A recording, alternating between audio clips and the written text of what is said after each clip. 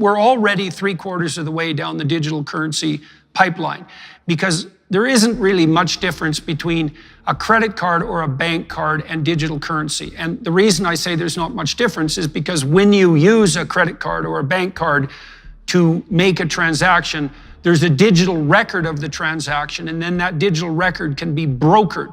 And so far, mostly it's brokered to other corporations, which isn't as totalitarian as it might be, because so far, most corporations just want your money so they can sell you things. Now, that can be problematic because you can have things pushed on you by what would you call corporations that are going a little bit farther than they should, that you don't really need or want, but at least you get something out of the bargain.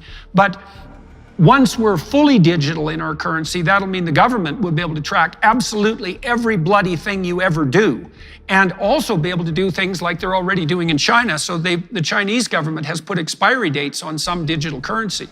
So they, if they need to have the population spend more, let's say because there is a recession, they could just put in an edict that would make sure that your money depreciated by 2% every month, so that would be an impetus to spending. And they could do the reverse if they wanted you to save. And so it means in potential the emergence of a system for comprehensive control that's so complete that we can barely imagine it. And, we might say, well, isn't that paranoid? And I would say, look, we still think we were in a COVID epidemic. What we were really in was an epidemic of imitating the Chinese communists. And we ran to imitate them as fast as we possibly could. And that Chinese communist regime, they just re-elected Xi Jinping with a 2,952 to 0 margin for the next 5 years. The probability that he's president for life is extraordinarily high.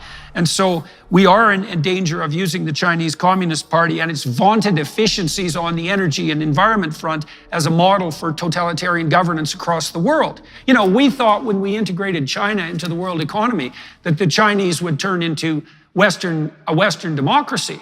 But what's happening instead, I would say, is that because we've invited the Chinese to the table, we're turning into the CCP. And we're doing it under the guise of this idiot protect the virginal planet environmentalism that's all motivated by this, what would you say, fear-mongering apocalypse narrative. That's probably the fundamental question of our time. So that's why we have to say no to all of these things. We have to say no to CBDCs. We have to say no to digital identity. We have to say no to 15-minute cities, because they're all the same thing.